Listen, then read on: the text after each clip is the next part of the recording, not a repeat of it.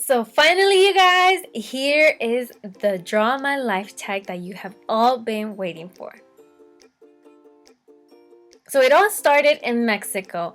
It was a Friday night and I was born on June 7th of 1991 in a really small town called Amatepec, Mexico. I consider myself a really ugly baby, and to be honest, I don't even know what I'm doing in a human body because I'm always acting like a dog.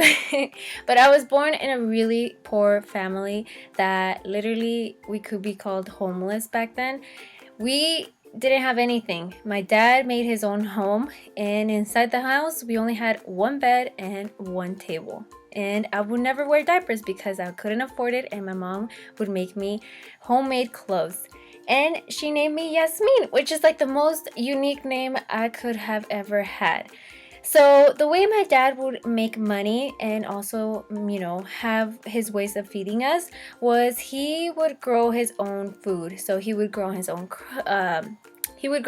coffee, corn, fruits, anything. But the one thing that he was really good at for making money was gambling. And to be completely honest with you, I have no idea how we survived because literally this is all he would do. He didn't have a job because we lived in a ranch. He would grow his own corn and coffee and fruits and things like that. So if we were lucky enough for it to make it grow, we had food. But if not, that was his way of making money, just by gambling. So my mom wasn't the healthiest person, so she couldn't really produce any milk for me. So that's why he had to go out and gamble so he could bring back home some milk and other little things so they could eat.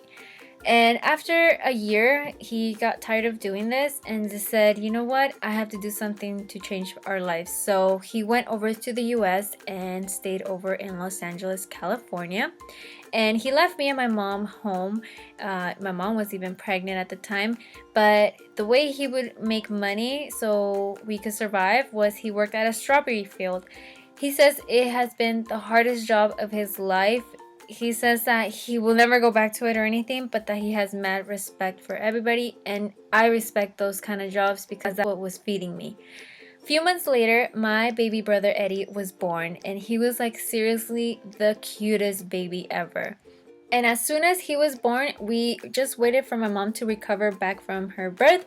And we went over to the US to go meet up with my dad. But we weren't staying in Los Angeles. We actually moved to this really, really small town next to Santa Barbara called Carpinteria, which is seriously like the most beautiful place you could have ever visited. It's literally right next to the beach, and I couldn't be much more happier of growing up in this town. After that, my baby brother Alfredo was born, and he was actually born in September of 1993. And he wasn't the cutest baby, but he was so hilarious. And after he was born, that completes our family. So it's basically my dad, whose name is Francisco, which I don't think I ever even introduced my parents, but this is my dad, Francisco. And then my mom, her name is Juana. And then here is me. And then my brothers. So with that makes me the oldest and the only girl in the family, which means I was really, really spoiled. So I think I'm blessed with that. A lot of people hated me for that, but you know what? I'm lucky that I was the only girl in the family. But I absolutely love my family. So my dad, I honestly don't remember much of him growing up. Like, I would only see him for a couple of minutes because he would always come at home when we were sleeping and would leave the house when we were barely waking up. So I don't ever really remember my dad. And then to be honest, my mom was always in a bad mood. Like, she was always screaming, was always depressed. And it could be understandable now because, who likes being poor and stressing about paying bills and surviving and stuff like that? Like, it totally makes sense now, but back then I would just see her as a monster. And then with my brothers, it was something completely different. Me and my brothers were seriously best friends. I freaking love them, and I'm so thankful to God that I was blessed with my two brothers. We seriously had each other's back. We would tell each other our secrets, who we liked, and just everything that best friends could do. We seriously had each other's back. But since I was the oldest, I was kind of like a boss-ass bitch and would make them play Barbies with me. But shh, don't tell them I told you guys. But I mean, what can I say? I was the oldest and I felt like I had to, be, mean to them. But regardless, we loved each other. And on Sundays, it was all about soccer, you guys. Like growing up, and it still is at this moment, Sunday soccer. But growing up, I just remember always having so much fun with my family. I mean, it was like seriously the best thing ever. Soccer in our lives is like life. And then the other thing was like sitting in front of the TV, always watching movies. My mom would always buy us like every Disney movie that we could think of. And then when they bought us a Nintendo, it was a Super Nintendo. And that was a game changer, you guys. Like we were always like our eyes were stuck to the TV the whole entire day. Like we couldn't get up or do anything. Like we really were obsessed with Super Nintendo. And the other cool thing was that we were obsessed with, and it's kind of funny, was this Dalmatian dog that you put in your front yard and connected to the water, and it would sprinkle out water. And we would always invite our neighbor, which is Nereida, which is a really, really great friend of mine at the moment. And we would always invite her over, and we would just like chill there in the front yard. And it was like back then like the coolest thing ever. Growing up, I was super weird, honestly. Since I was always surrounded by men, I never dressed like a girl. I didn't even own any dresses or skirts or anything. Or probably I did, but never wore them. I was always wearing my brother's clothes, to be honest. I would always steal their shirts and then just wear jeans and tennis shoes, to be honest. And I remember one time looking out the window, I saw some birds flying. And at the moment, we were living in an apartment. So what I decided to do was jump from the balcony and try to fly. But luckily my mom caught me in the middle of the whole thing and realized what I was doing. And she grabbed me by the ass, and then after that she spanked me. But it's funny because of that I grabbed my nickname, and it's Birdie now. And then as we started growing up, I remember buying so many dogs, you guys. Like, I was so blessed that my parents were able to have dogs at our house. So we had all kinds of dogs. We had all kinds of Chihuahuas, a Rottweiler, a Winnie dog, and then some even weird random dogs that I don't even know what they were, but they were dogs. And I was so happy because we were able to have dogs, because growing up, we couldn't, have dogs from where we lived or anything, and we couldn't afford them. So when we were able to afford them, we bought so many, and I was happy. I've always been a dog lover. Growing up, like I said, I was poor, so that meant we couldn't live by ourselves and afford a home, and we had to live with other people. And I remember that it was just always men, and I was always molested by them, and it was really hard and sad, you guys. And then I remember one time my brothers defending me, trying to keep the guys away from me. And I remember one time my brother literally punched one of the guys so hard in the stomach that he literally wanted to cry. My brother Eddie was always so strong, and he was always kind of like chubby, so he had a really heavy hand. And I just remember being so happy they had my back and that they were there to protect me, because I don't know what would happen to me like if they weren't there with me. My school years were really interesting, to be honest. They were really hard at times, but mostly interesting. I had a really hard time bonding with girls, so most of the time my friends were just guys, and the only girlfriend I had was Rocio, which she was going through the same thing as me just by growing up with guys around her. So, I was always a tomboyish at heart growing up, and when I got into middle school, I wanted to start changing that. I kind of wanted to start being more girly, start feeling liked by guys, and I was just an ugly duckling, to be honest. I had really bushy eyebrows. I didn't shave my legs. My arms were super hairy. And I really wanted to feel pretty, but was still dressing kind of tomboyish, I wasn't wearing my brother's clothes, but I was still wearing, an oversized shirt and jeans and tennis shoes. But my mom was not having it. When I told her that I wanted to shave my legs and, start dressing more girly and more feminine, she was not having it, you guys. Like, she was like, you can't shave, you can't pluck your eyebrows, you can't start dating anybody, you can't start being pretty, basically. She's like, just stay the way you are. And that made me really sad, and I would always cry about it. But my friend Gisela, which is my cousin, she would always boost up my confidence. Like, I just remember her always telling me, no, you're just so beautiful. You have a beautiful body. Just watch when you grow up and blah, blah, blah. And she would just always make me feel so beautiful inside. And even though I was such an ugly duckling, I had my first kiss in middle school looking really tomboyish, which was such an awkward kiss. It was on my birthday, and the guy literally just like kissed me out of the nowhere. Like I just remember turning around and he just kissed me, and I just remember just freezing. Like I didn't kiss him back. I just was staring at him, how he was kissing me, and I just froze. Then as I started getting into high school, I just remember the first day of high school, I woke up and I said, you know what? I don't want to be the same person anymore. I don't want them to come back to the same Jasmine that they were used to in middle school. I actually want to feel pretty. So even though I still had my bushy ass eyebrows, but I put on makeup for the first time, and it was such a fail, you guys. Like half of my eyeshadow was light blue and the other half was light pink. It looked like as if I stuffed my face in a cotton candy thing. But also the other thing that I changed was the way I dressed. So it kind of like made my friends realize like, wow, you're actually wearing really bright clothes. Like it looks good on you, because they were always used to seeing me in really dark colors and kind of tomboyish clothes. So I actually wore a tank top and some pretty tight jeans, and my friends were just like, whoa. But yeah, then after that, I just remember becoming a rebel. After I figured out that, you know what, I could do whatever I want with my face, with my body, I can do whatever I want. I went so bad. I started failing classes, and then I started having a boyfriend, which, you know, if you're Mexican, you know you're not supposed to date until you're 15. Well, at least that's my case. And then to top it off, he was a gangster.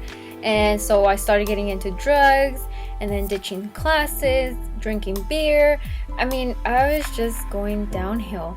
But after that, it all changed, because going into my sophomore year, I met somebody. So it was in the summer of 2006 at a bus stop, and I was with my brother. We were gonna go to the mall, and all of a sudden I see this guy walk to the stop bus, and I just remember just like staring at him and thinking, damn, he's looking fine. And I just remember bragging it to my brother, and my brother was just like, shut up, I don't give a damn, like go talk to the guy if you like him or whatever. And I didn't, because at the time I still had a boyfriend, you know, so I kind of just didn't. But it was kind of like love at first sight, you know. If you told me back then that that's the guy I was gonna marry, I wouldn't have believed you.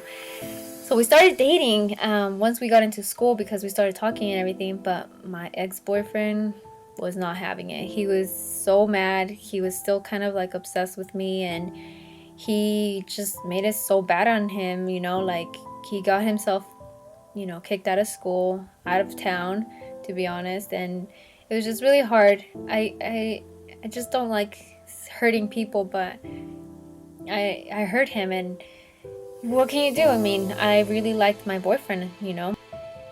And you know, if you guys ask me what my relationship was with my husband, let me just tell you that I was always crying, you guys. Like back then, he didn't care about me that much. Like he didn't think he was gonna marry me. He thought I was just a, you know, like a short-term thing. Like he just didn't care. So he was always like talking to other girls and cheating on me, and you know, just making me cry and just telling me that he didn't care and blah blah blah. But I stuck around. I don't even know why, if you ask me at the moment. But regardless of that, I had really amazing friends that I'm still friends with, and I'm just so happy for the friends I made. Like they made my high school experience so much fun, and it was my best friend Gabby and my cousin Gisela. Like I just freaking love them. So I remember one time being in class, and all of a sudden I hear my phone ring. I looked at it and thought, this is really weird, because it was my uncle Rigo who was calling me, which he never calls me. So I really got a bad feeling in my stomach, and he had told me that immigration took my mom, which made it so hard on me. Like it flipped my life around, and it changed my life completely, to be honest. It was so hard for me going through this. I couldn't understand why they had taken my mom away. I didn't understand anything about immigration. I didn't even know we were illegal. I mean, I grew up thinking we were legal, you know, but I guess it turns out we weren't. And then from there, things just started getting really bad. I broke up with my husband, well, my boyfriend at the time, I broke up with him. I had had enough. I didn't want anything to do with him, so I broke up with him. And I remember just getting a suitcase, putting all of my clothes in there, and saying, you know what, I'm gonna leave. I don't want to be here anymore. I'm illegal. What am I doing here? I won't have a future here. They had already taken my dad away too, so I was like, I'm next. So I was just done. And I said, you know what, I'm leaving. I want to pack my bags and just leave. Well, little did I know that it was going to be like the hardest times of my life leaving. I don't know how my life could have been if I didn't leave or whatever, but I left to Mexico and my husband followed me and asked me to marry him. So we went from being single to being engaged because I obviously said yes. And it was honestly like the happiest thing that I could have ever experienced. I made him realize that I was worth it, you know? I made him care. And so we got married. Like, my family wasn't there or anything, but I just remember saying, you know what, I could be happy. So we got married, and I was 18, he was 20, and we just went for it. After the marriage happened, we obviously went back to reality, saying, I can't go back. So he said, you know what, I'm gonna come back for you. I'm gonna fix your papers. I'm gonna fight this. We're gonna go through this together and we're gonna beat it. And I didn't know it was gonna take so long.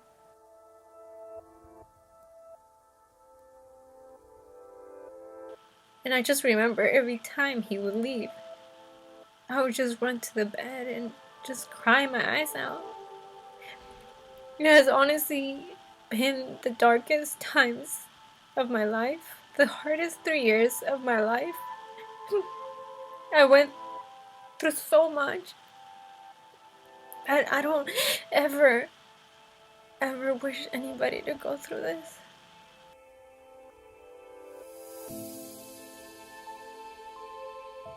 Even though all the hard things I went through, on November 19th of 2012, I opened up my laptop and I was sitting on a couch.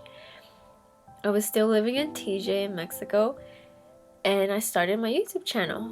My mom suggested the idea and I went for it. I just uploaded my video and said, you know what, I'm gonna go ahead and do this. Well, I'm just here, you know, in Mexico. Well, May 10th, a couple months after, I went back to the US finally. And I just remember, you know, exiting and then looking out, and I just saw my parents.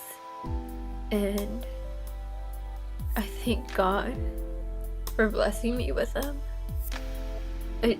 It's just an image that I'm always gonna have in my head. That's just so beautiful, that I could finally be with my family, see them again. And I never take them for granted anymore. As for me and my husband, things got so much better after I came back. I mean, we seriously became inseparable. Our love grew so much stronger, and I'm just so happy, you know? We just recently got married through our church, and it has been the best day of my life, to be honest. I am so thankful for this day. And I got married on February 14th. It was a date that we have always wanted to get married on, and it came true. God answered my prayers. For me, family is everything. I feel so scared to, you know, move out or anything. A lot of people always tell me, you know, you should move out already, you're married and everything, and it's like I don't want to, you know. I have my family here in this home with them. I have everything I've always wanted and everything I've always prayed for now. And I just love my family, and I don't ever want to leave them. We're just so inseparable. Looking back now at what we've gone through in life and looking at my dad, he's seriously my #1 inspiration for everything. He's fought so much, gone through so much, and has, you know, pushed us to be where we're at right now. He literally went from having nothing in life to now owning a nursery and having these many employees, cars, and everything, and now owning more than one house in Mexico, and when he only had one house that he built, and just to see him grow this much, it makes me fight for my dreams now, and it pushes me harder to work harder at what I'm doing, and that is makeup and YouTube. You know, I love doing makeup. I do it on the weekends. I do it on weekends, and I only do it for people that live here in my hometown. And I have so many dreams that I wish to accomplish. You know, I want to become a mom. It's one of my biggest fears, to be honest, but I want to be a mom. And I want to come out with my own line of makeup or either brushes or something. And I want to be still doing YouTube and just have all the support from you guys. I want to have a house, and I want to travel the world. I want to meet new places, and I want to see what God has created in this world. I have all these dreams, and right now I'm just, you know, taking baby steps. Right now I'm just doing YouTube, which has been a lifesaver. It has been one of the best things that has ever happened to me, and I just feel so loved here, and I don't take you guys for granted. You guys have supported me since day one. Some have been with me since I was in Mexico, and I get so emotional when you guys tell me that, you know, like, I've been watching you since you were in Mexico, and it's just so amazing, all the love and support I receive from you guys. And I just want to say thank you so much for everything. You guys have opened up doors to my life that I never thought they were possible. And I'm sorry I wrote YouTube the opposite way. I know it's supposed to be black and red, but I just want to thank God, you know, for everything. I told him, give me anything in life, the hardest thing that could happen to me, but I just want to be happy. And I cry because I'm so happy with my life. Like, I'm so grateful for everything I have in life. I just want to say thank you guys so much for watching. It has been seriously one of the hardest videos I've ever done, but I just want to say thank you. I hope my story inspires you guys to fight for your dreams. And if you're going through something so hard, just know that somebody else has it worse. And just like any diamond and flowers, anything beautiful in life goes through something hard to become beautiful. So it's the same with humans, and I just hope those words inspire you and help you.